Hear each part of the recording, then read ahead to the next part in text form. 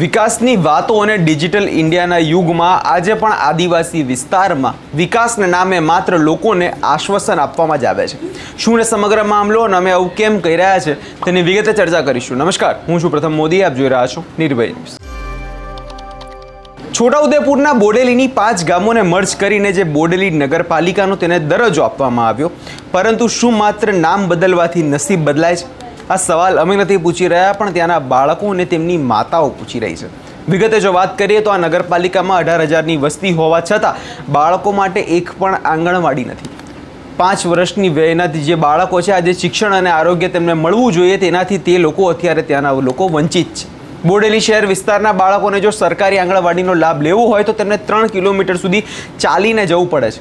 અને હવે વિચાર કરો કે એક જે 3-4 વર્ષનું બાળક હોય, 3 કિલોમીટર તેને ચાલીને જવું પડે, તેની માતાને તેને તેડીને જવું પડે, એને કારણે તે લોકોને ઘણી સમસ્યા ભોગવવાનો વારો આવે છે। અને દરરોજ જો હવે વાલીઓ રિક્ષા કરીને મોકલે તો તેમને 100 રૂપિયાનો ખર્ચ થતો હોય છે, જે મધ્યમ અને ગરીબ વર્ગોના પરિવાર માટે જોવા જઈએ તો એ અશક્ય છે। વિકાસના દાવાઓ વચ્ચેની કડવી હકીકત એ છે કે બોડેલી નગરપાલિકા બન્યા પછી લોકોને આશા હતી કે રસ્તા સારા મળશે, પાણી મળશે, શિક્ષણની સુવિધાઓ સુધરશે, પરંતુ અહીં તો પાયાની ઈંટ પણ જ ગાયબ છે। આ તમામ વિસ્તારોના વાલીઓ આજે મજબૂર છે અને કેટલાક વાલીઓ પોતાના બાળકોને ખાનગી આંગણવાડીમાં પણ મોકલેતા હોય છે। ત્યાં જે ફી ભરવી પડે છે તેને કારણે તેમને ભારે તકલીફ ભોગવવાનો વારો આવ્યો છે। સૌપ્રથમ સાંભળી લઈએ કે ત્યાંની મહિલાઓનું શું કહેવું છે, નજર કરી લઈએ દ્રશ્યો પર। છોડો ને ઓળખાતા નહીં। હું બા મેં આવાજ ઓળખી કાઢ્યો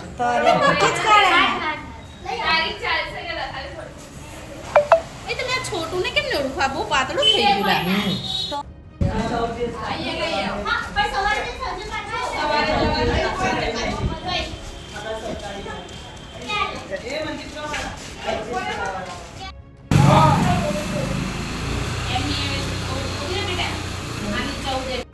અગવાની જોડે છે છોકરું 13.5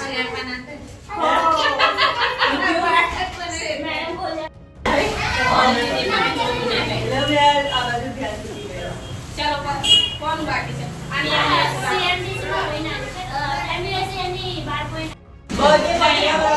નીચે ઉતારી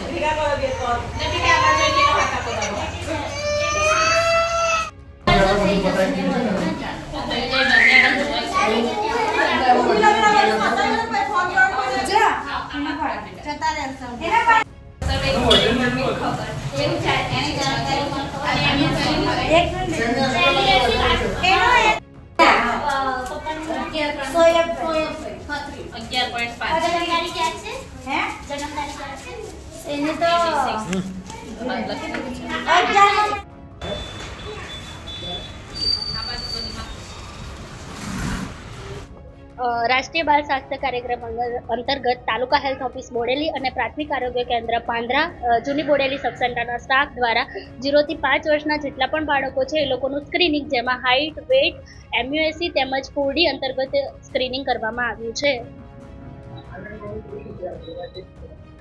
જૂની બોડેલી આંગણવાડી વિસ્તારમાં 2 આંગણવાડી છે, 1 અને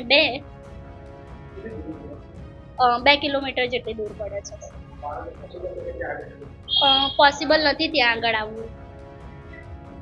અને એક એવી આંગણવાડી કરી આપો જેમાં બધી ખાવા પીવાની, રમતની, બધા અંદર રમકડા હોઈ શકે, અંદર બધી સુવિધા કરી આપો તેવી આંગણવાડી અમને જોવે છે। અને આંગણવાડી અમારી 3 કિલોમીટર દૂર છે, તો આટલી બધી તાપમાં, ઉનાળામાં તો તાપમાં છોકરાઓ બીમાર પડે, 3 કિલોમીટર કેવી રીતના અમે લઈ જઈએ?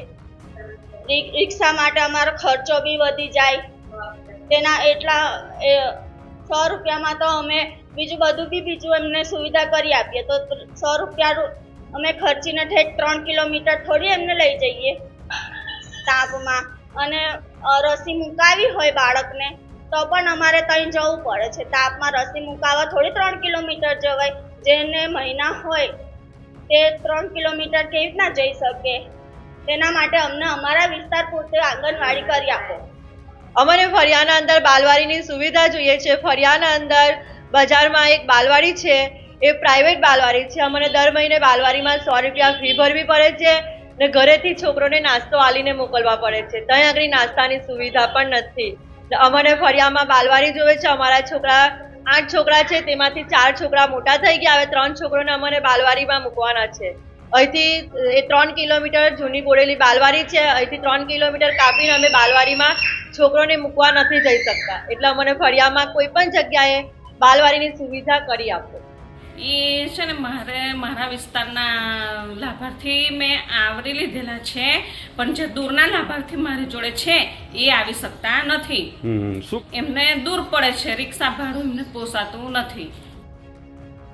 બીજી બાજુ જૂની બોડેલીમાં આવેલી આંગણવાડીની સ્થિતિ તો એનાથી પણ વધુ આશ્ચર્યજનક છે. સરકારી ચોપડે ત્યાં 178 બાળકો નોંધાયેલા છે, પણ જ્યારે ત્યાં રૂબરૂ જઈને જોવામાં આવ્યું તો હાજર માત્ર 13 બાળકો.